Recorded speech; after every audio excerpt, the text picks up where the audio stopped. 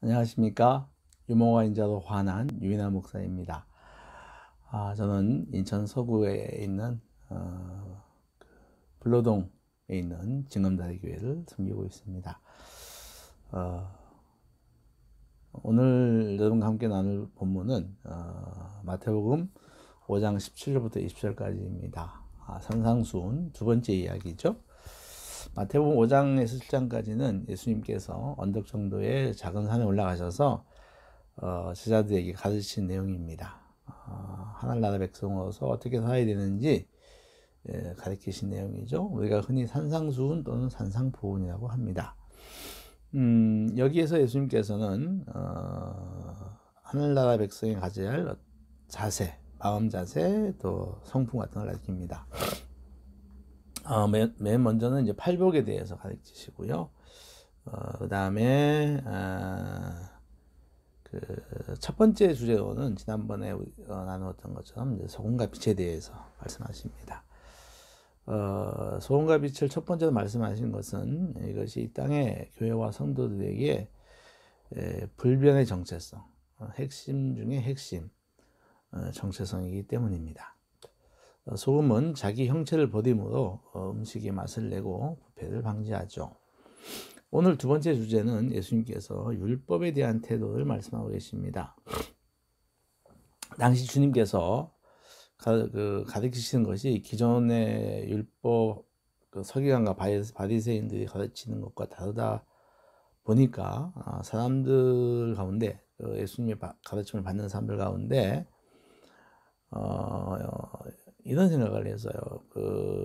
주님께서 예수님이 혹시 율법이나 선지자 등 다시 말하면 이스라엘의 전통을 폐하려고 왔나? 폐하려는 사람인가? 여겼습니다.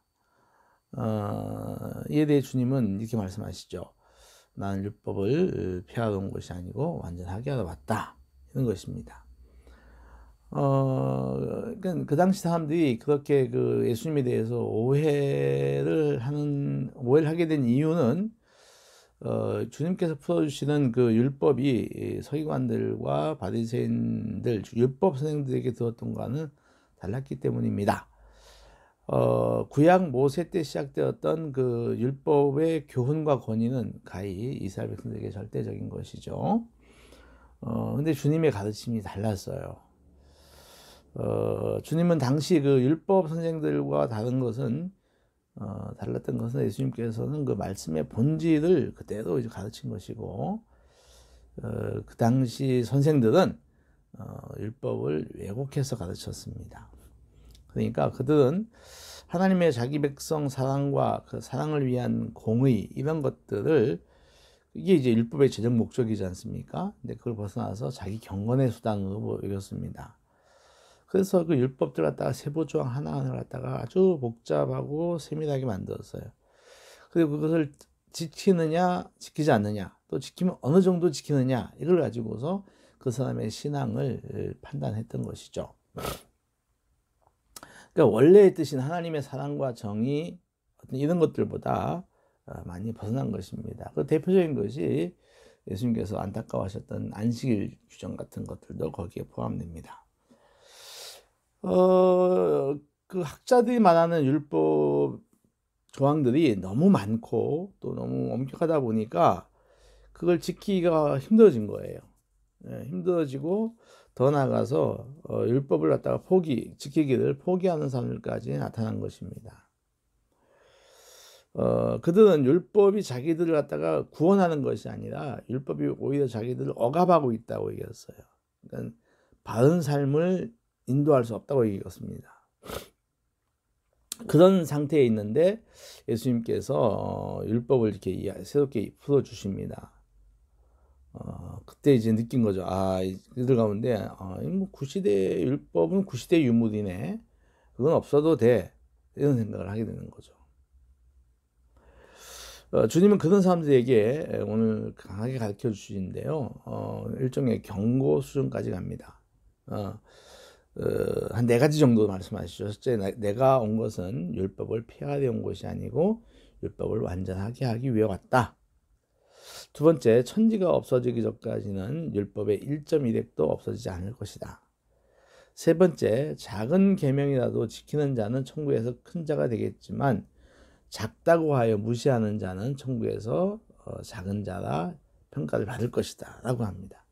마지막으로 너희들의 의가 서기관과 바리새인보다 낫지 못하면 천국에 들어가지 못할 것이다. 결단코 이렇게 말씀하세요.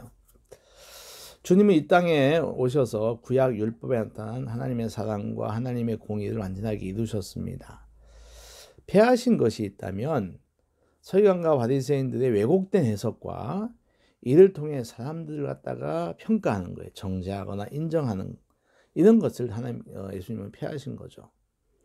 주님은 오히려 서기관들과 바리새인들이 율법을 지키려고 하는 그 열정, 근데 금식을 하거나 아니면 자선을 하거나 이런 것을 너희들이 본받으라고 합니다. 그들보다 더 하지 못하면 천국에 들어가지 못할 것이라고까지 말씀하시죠. 신약이 없는 구약이 있을 수 없듯이 구약이 없는 신약도 있을 수 없습니다. 구약의 율법이 신약의 은혜로 바뀌었지 않습니까? 그럼에도 구약의 십계명은 여전히 우리가 지켜야 합니다. 오히려 조문의 법보다 은혜의 법은 더 강력하게 하나님과 이웃을 사랑할 것을 말하고 있습니다. 오늘날 교회의 성도가 오늘 교회와 성도들이 진리에서 벗어나 우리 사회에 소금과 빛이 못하고 오히려 책망의 대상이 되는 일들이 벌어지고 있습니다. 특별히 이번에 코로나 때문에 이제 집단 감염들이 교회에서 기독교 단체에서 일어나서 우리 사회에 그 책망을 많이 받고 있는데요. 그런 가운데 어떤 사람들은 교회가 없어져야 한다고 말합니다. 교회가 뭐가 교회가 필요하냐 이런데 교회 무용론자들이죠. 그분들의 비난과 책망을 저는 무겁게 또 부끄럽게 여깁니다. 그럼에도 교회는 존재해야 합니다. 교회는 세상에 비치며 그 희망을 회복해야 합니다. 그래야 되는 거죠. 또 다른 경우입니다. 어떤 사람들은 목회자 중심의 교회를 하나님의 중심으로 만들어야 한다고 합니다. 대체로 목사의 행정과 재정의 전행으로 인해서 상처를 많이 받은 사람들입니다. 그래서 이분들은 교회를 나와서 정말 하나님의 교회를 만들어 보고 싶어 합니다. 그분들의 마음을 충분히 이해할 수 있습니다. 그런데 하나님 중심의 교회를 만든다고 하면서 여러 가지 이제 규정들을 만들고 법을 만듭니다.